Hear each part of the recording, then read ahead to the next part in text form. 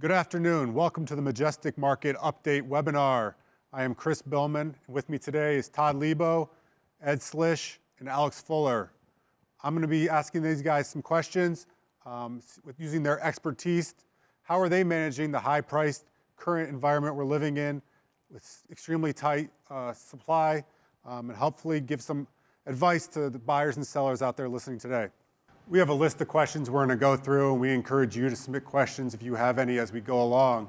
To start us off, this is a very unusual market. Have you guys seen anything like this before? Yeah, so having only been in the industry for 7 years, I've never seen anything like this. The thing that I can maybe compare it to most is 2018 with Section 232. But even that's not comparable because Section 232 was really a temporary limitation on imports, which caused really a short-term spike in price. So it wasn't anything prolonged. It's not like this where there's really a global and domestic supply shortage. So today, the shortage is going to cause long-term supply inventory and even potentially some demand destruction moving forward, where 2018, the closest comparison that I have, was a temporary blip, and then things came back down after that. So this is really unique. It's actually pretty wild right now. Never thought I would see anything like this, but we're here, and we're all managing through this together. I think Todd and Ed might have a little bit of a different perspective, having been in the industry a lot longer, but at least within the last 7 years, no, this is unique. I would just add, I agree 100%, Alex, with 2018, but I would also add in 2004 and 2008, both very strong years. But what we're seeing right now in my almost 32-year tenure in this business is something I've never seen. The past 6 months has been unbelievable, and we're definitely in a paradigm shift right now, and I feel that the market that we're in is going to be present for a long time. Yeah, I think I joined Majestic in 2007, and I jumped right into that '08 market. And I think a lot of people compare this market to the '08 market, and the difference is in this market right now, there's a lot fewer steel producers. We don't have the amount of mills that we had back in 2008. Going into 2009, we had a global economic recession. Housing fell off, automotive fell off. We have the opposite going on right now. We have a very strong housing market. We have a very strong automotive market, and the automotive market right now is disrupted as well based upon the chip shortage. And so once that gets corrected, we're going to see even a further pull on automotive. We have an infrastructure bill that will continue to create more demand, and there's a need to reshore manufacturing. So I think the difference in this market is that one, supply is truly restricted. It's not just a short-term shortage, as well as demand is continuing to grow. So I think this market is definitely different. And really, the industry is just in a different spot today. A lot of people think that this market was the result of COVID. And the reality is COVID obviously was the catalyst to drive the current market. But this is years in the making in terms of consolidation of steel production, a shift in terms of the type of steel production, and just how the global economy is working and the disruption to the supply chains. Going back to what Ed said, he talked about paradigm shift. So you guys think this is something that's changed forever, or are we going to revert back to 2017, 2018, where we saw the run-up and then the market corrected itself right back to where we were prior? Yeah, I would say it's a paradigm shift.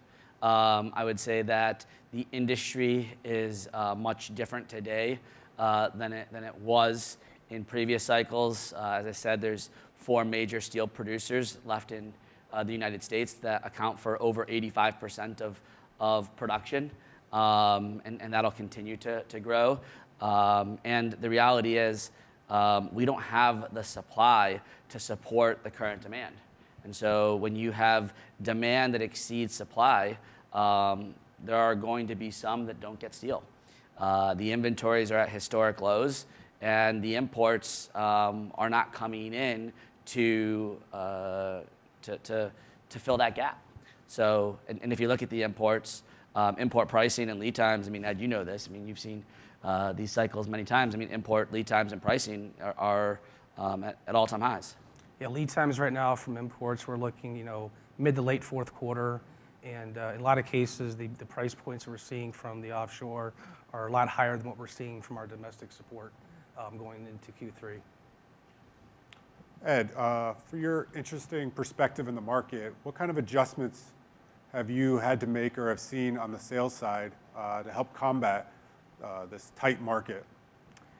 Really, from my perspective, first off, open communication with your customers. That's key. You have to keep your customers apprised of what's happening in the marketplace. You got to keep them informed. It's important to bring them along and let them know what's happening. Two, for me, is offering them up different supply options, whether they're short-term supply options, long-term supply options. Always bring different options to your customers. That's something that we're doing as well at Majestic. And three is, quite honestly, just let's be open-minded. You have to look at this market with an open mind right now. Again, as I said and as Todd said, we're in a shift. And the shift is going to be, it's going to be an ongoing shift, but it's going to be present for a long time. So we have to embrace the market we're in and figure out how to navigate through these waters. Alex, similarly for you, but more focused on the supply buy side, what kind of adjustments have you seen out there? Yeah, so I think each company needs to make adjustments on the supply side, knowing that, as Todd mentioned, there's now 4 main suppliers that make up about 85% of the production.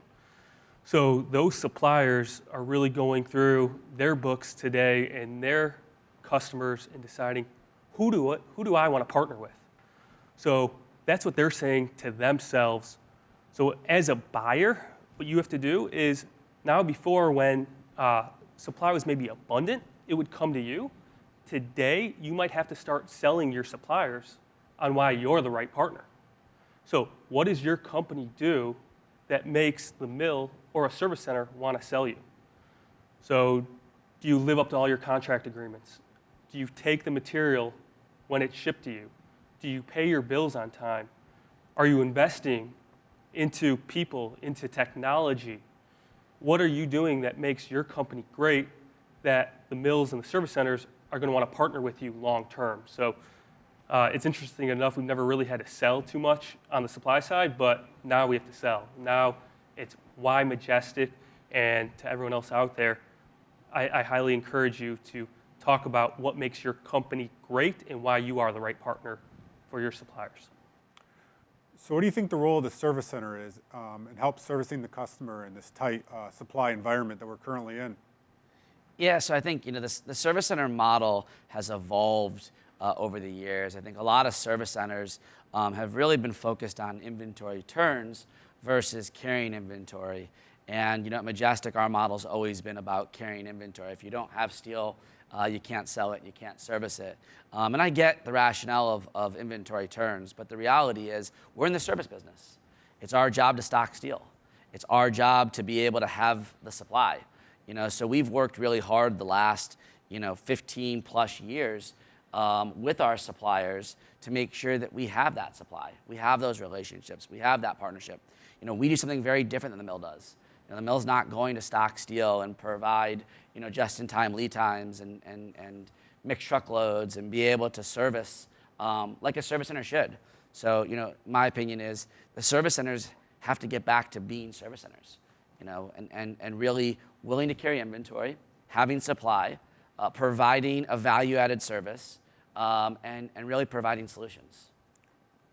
Yeah, you talk about consolidation on the production level. We've seen it over the last 20 years, ramp up significantly over the last 2 years. Do you anticipate any further consolidation, maybe from vertically or horizontally on the mill side, converter, coder, service center level? Where do you see further consolidation in the market? Yeah, if you look at the mills, the mills have been going through consolidation for a long time. And most recently with Cleveland-Cliffs taking over the AK and ArcelorMittal U.S. assets for the most part, there still can be some consolidation on the mill end, but really it's got to work its way through the supply chain. And so the service center sector is still a very fragmented sector, as well as downstream products. And I think that we're going to continue to see consolidation because it's inevitable. Right now, we might see consolidation just because of a lack of supply. If you can't get steel, it's tough to manufacture, it's tough to build. So I think that consolidation in any market is inevitable, and I think that this environment really just expedites that process. Yeah, just to chime in, I think consolidation due to acquiring supply. So supply is so important in this market today. You consolidate to get that supply. And then on the opposite end, if you have been able to manage this market and this supply tightness extremely well, prices are at all-time highs. So there's a chance that your company right now is going through record profitabilities. And what's a better time to sell with record profitability with extreme valuation? So you can either capitalize on your company's valuation today or out of necessity to acquire the supply that you don't have today to give you that fuel to growth. So I think people are going to be looking to sell, and then when people are looking to sell, you just naturally find buyers, and there's tons of buyers out there that I think are always hungry for acquisition, and it just has to be the right time, and I think you're going to start to find more matches. Flipping the script a little bit, we've been hearing about new capacity coming online, flat roll specifically, for a few years now. Second furnace at Big River is up and running, and it was barely a blip on the radar. How do you anticipate the new capacity from SDI, Nucor, others having a dent in this tight supply market, making an impact at all? Yeah, I would say right now the supply is needed. We are one of the largest stockists of steel in the market, and we're not immune to this situation. So I think the supply right now is needed. I think the demand is there to support it. I think we can't get that supply online fast enough. I don't see it having an impact on the market. Do we think that prices are going to stay at historic highs forever? No. Do we think that prices are going to remain elevated? Yes. But we think that that additional supply right now is needed. So. Yeah, I would concur with Todd as well. I mean, there is new supply coming on board. No secret about that. But if you look at what we lost last year, the additional, offshore that's not coming in this year, there's a big gap. And it's going to take a lot more than 2021 to shore that gap up. It's going to extend well into 2022 and beyond. Yeah, so if you're at 500,000 pounds of carbon flat rolled on a monthly basis, think about the peak. 2015, 2016, what were we at? We were at over 1 million. So you're still 50 to 60% off peak levels on the import side. And then you guys also mentioned domestic supply that's coming offline. Furnaces down at Granite City, Great Lakes, Indiana Harbor. That's offsetting the supply that's come online already today. So you haven't really had any net new production. And then even going a step further, I think this information's really critical. When you look at February apparent steel supply on the carbon flat rolled side, it's down compared to 2020, 2019, 2018, and 2017. So 2021 levels, as the mills have tried to increase production, they haven't been able to because you've had issues at all the mills.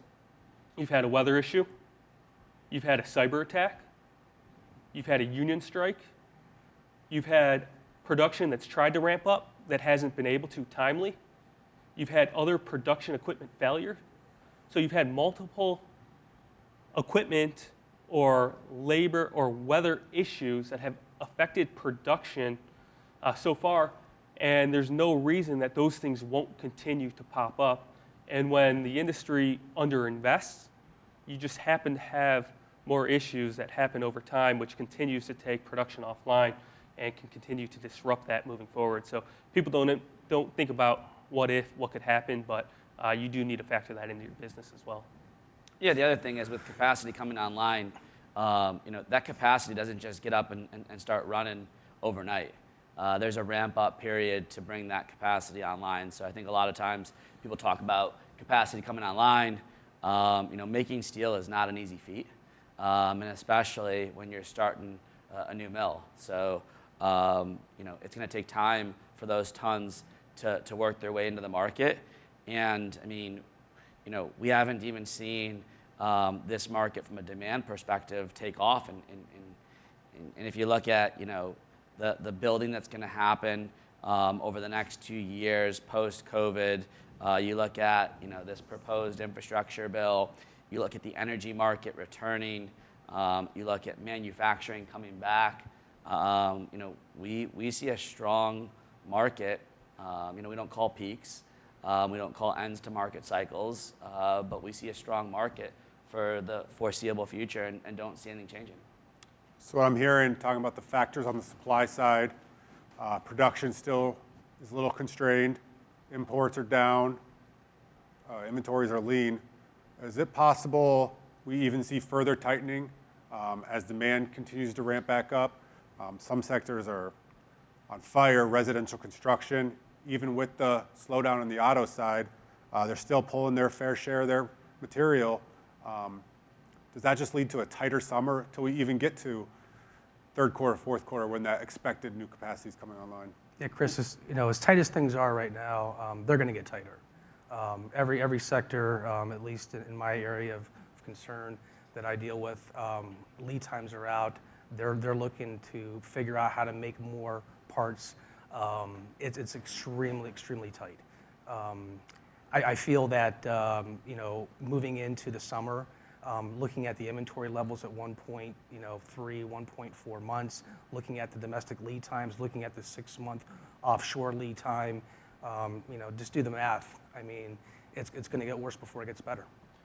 And then also just chiming in on the inventory side, Ed, you mentioned 1.3, 1.4 months on hand. That doesn't even factor in service centers having the correct inventory on the floor. So what percent of that inventory is secondary? What percent of that inventory is excess?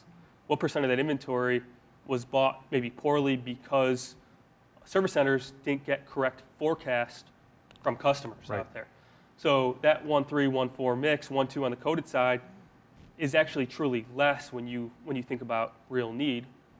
And then if you go back a few months, go back to January, February, and March, when service centers and end users, manufacturers, they're buying for April, May, June production, they couldn't get spot tons.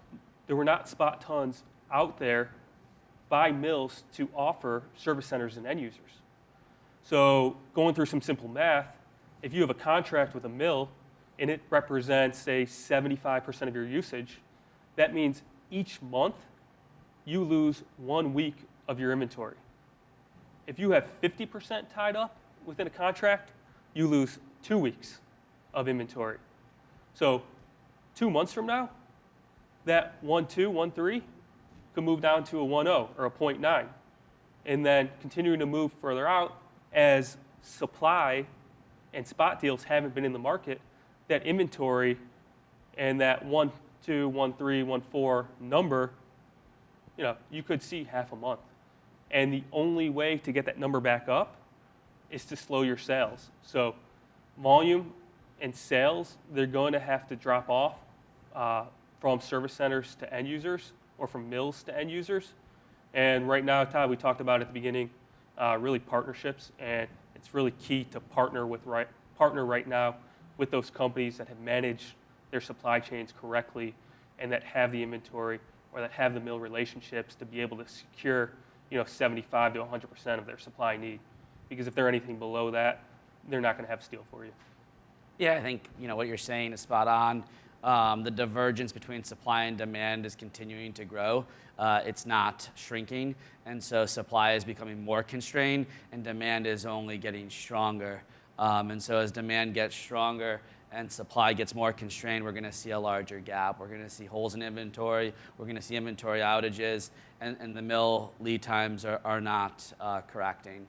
The mills are running as full as they can, given what's running today, and that's a challenge for those that rely on steel. And so we don't see that ending, and we only see it getting more challenging in the short term. You just mentioned the mills that are running today are running full out. I've heard questions throughout the market, why aren't other furnaces being brought back online? And one of the main reasons I've heard is the new leadership involved pretty much at every domestic producing facility. How have you seen that new leadership kind of put their foot, make their mark in the market today? Yeah, so first of all, there's really not too much to bring back online. What is offline doesn't have intentions to come back online. So those mills that have been taken offline, I mean, if you look at past cycles, when the market gets tight, the mills bring capacity back online, and then eventually we're in an overcapacity situation, and the market corrects. And the mills aren't doing that. The word value has been thrown around a lot more by all of the leadership at all of the mills. In terms of focusing on more value, right? Cliffs is definitely taking an approach that's focused more around value. You hear that repeatedly from Lorenzo.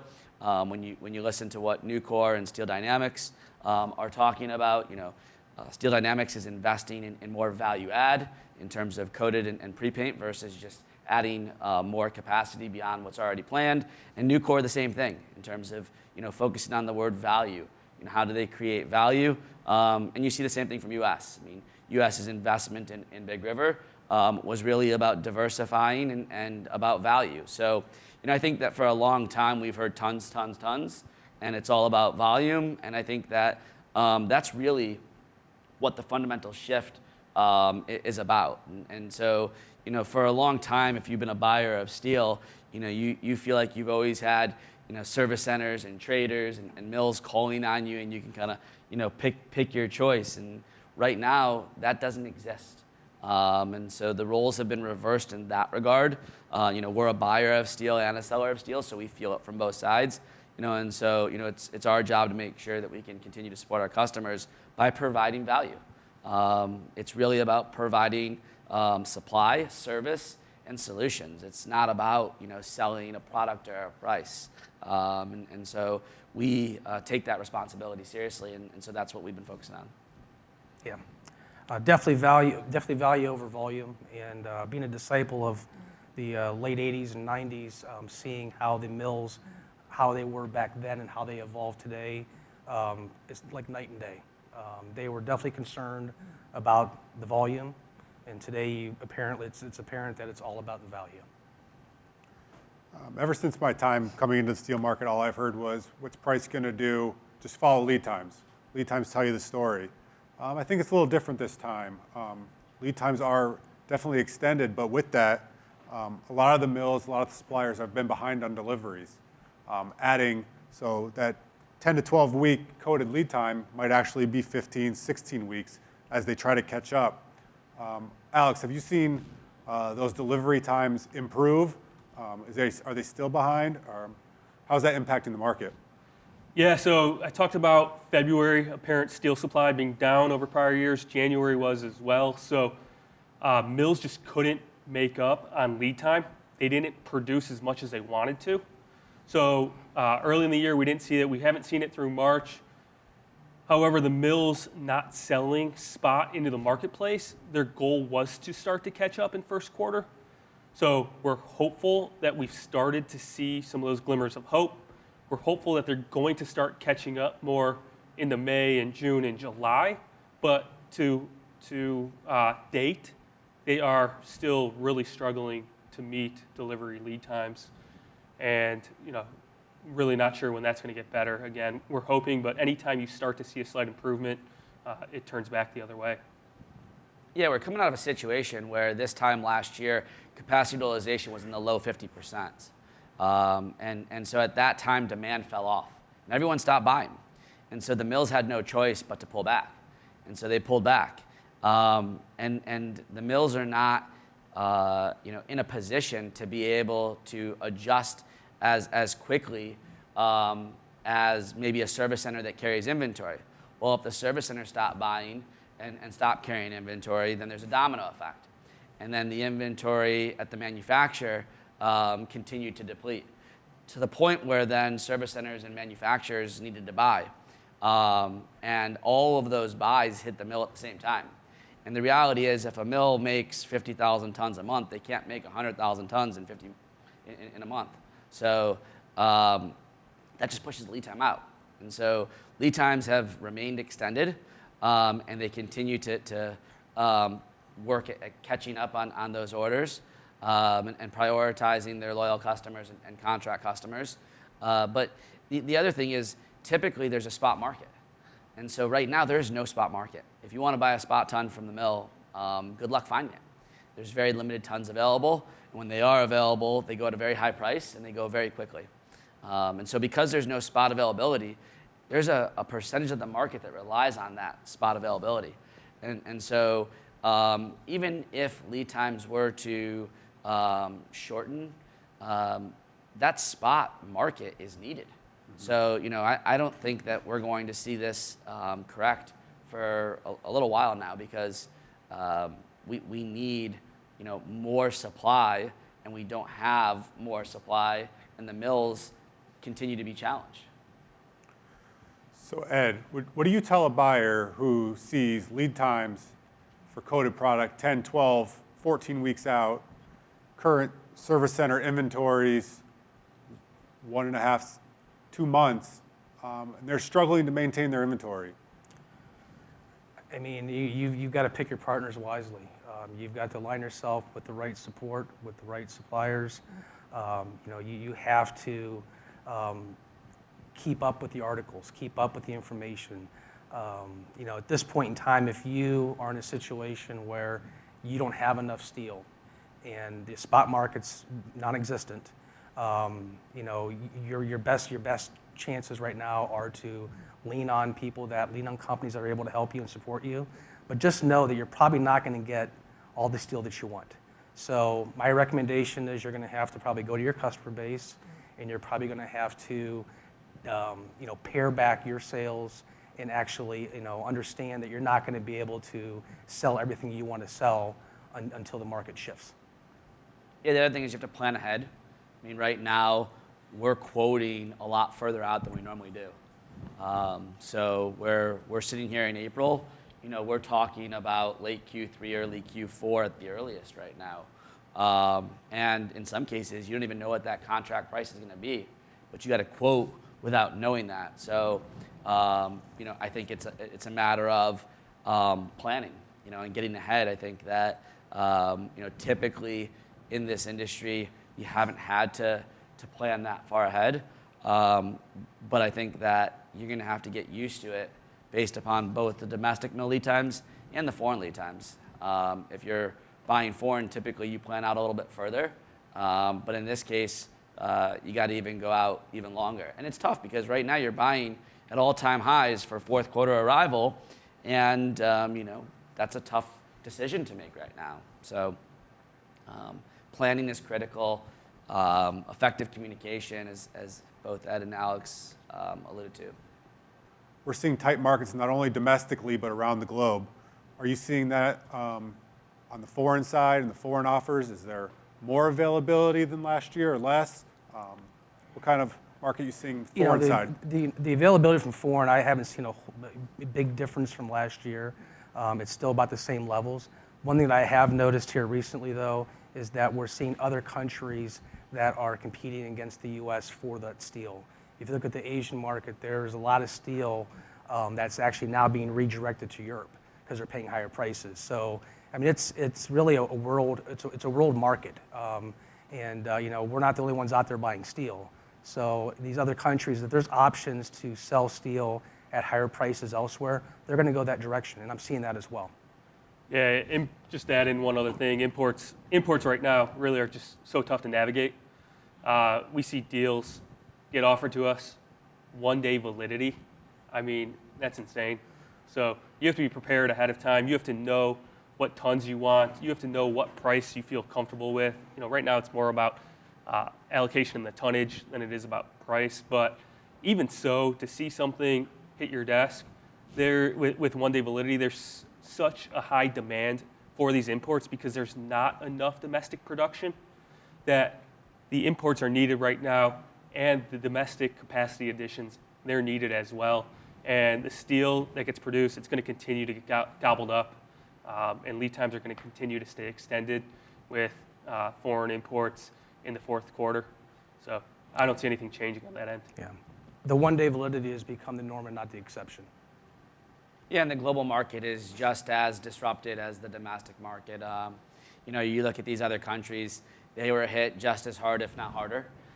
You look at the Asian markets, I've always considered China the floor and the US the ceiling. And right now the floor is much higher and the ceiling is non-existent. And so if you look at what's going on in other markets, it's just as constrained on supply. And what COVID did was it got a lot of countries to think about their infrastructure, their manufacturing base, their construction. And now, they're looking more internally versus externally. So, they're looking at utilizing whatever steel supply they have versus focusing on the export market. I mean, China used to export 100 million tons, and now China is more of a net importer. China is looking at their production. China is buying up scrap. China is buying up iron ore, and they're the largest consumer. So if you look at the numbers, I mean, we're about a 1.9 billion ton market globally on an annual basis. I mean, China is 960 million tons. The US is producing, give or take on the year, about 90 million tons. So 10% of China, 6% of the world. So when you think about the numbers, numbers don't lie. And so, we expect scrap to stay elevated. We expect iron ore to stay elevated, therefore steel prices to stay elevated. But this is not a cost-driven market. It's a market-driven market, and if you want steel, you got to pay for it. And getting access to supply is the name of the game right now. If you don't have access to supply, you're not going to get steel. Historically, it's always been known the range for hot dip galv kind of fluctuates between $35 a hundredweight, $40 a hundredweight. Now that we've skyrocketed through that to new all-time highs every day, obviously we don't think pricing is going to continue to climb forever. When it does turn, do you think that also the floor has been raised, and those days of $30, $35 hot dip galv is kind of out the door? Yeah, I mean, never say never. I remember having a conversation during the '08 market when prices were above $60 a hundredweight for coated. I was talking to a mill executive, and he said the days of a $30 price are gone in terms of base pricing for coated. And in 2009, we were paying in the 20s. However, this is very different. We have four, major steel producers, so you have major consolidation, and we've, deferred a lot of manufacturing and maintenance in terms of infrastructure and construction. I think people are thinking differently. They're spending more time in their homes. They're spending more money on their homes. They're suburbanizing. They're moving from major metropolitan areas to, suburban areas. They're now looking at buying a car, maybe two cars, versus having no car and living in a city.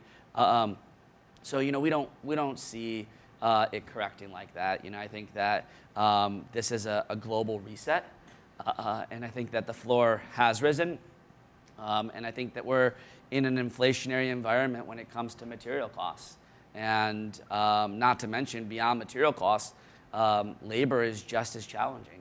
So we're in a situation right now. When I think about a construction project, you think about material and labor. And right now, those two things are tough to come by, and also very highly priced. Right. Yeah, Ed, some of your history in the industry goes back to the construction market. Like Todd mentioned, the raw material costs on any construction site are skyrocketing, specifically for lumber. Steel is by far not the tightest and only tight sector. How do you see that impacting not only demand, but pricing? And any other sector you could see, we've seen copper now at 9-year highs, stainless, aluminum. Everything's huge inflationary from where we were just a year ago. Right. Again, this this is the steel conversation, but construction sites extend well beyond steel. I mean, you're looking at drywall, you're looking at steel, you're looking at drop ceilings, you're looking at mud. I mean, every product out there today is escalated. The lead times are out. Everything's hard to come by. Steel being just one of those products. I feel these projects could get delayed. They could get pushed out a little bit.